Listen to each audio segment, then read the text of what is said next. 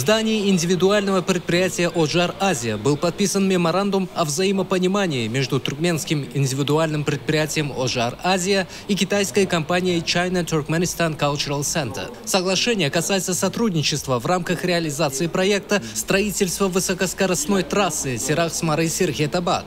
Документ был подписан с целью укрепления взаимовыгодного сотрудничества между сторонами в вопросах технической и финансовой поддержки строительства дороги.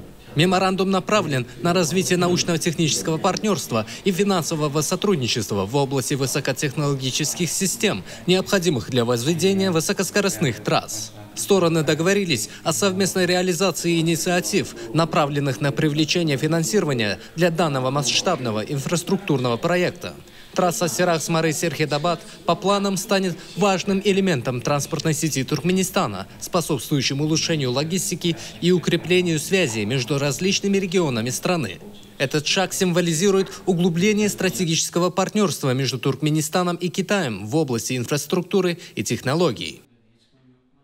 Мы прибыли в Ашхабад и уже успели влюбиться в этот город. Он действительно очень красивый, с современной архитектурой, чистыми улицами и зелеными парками.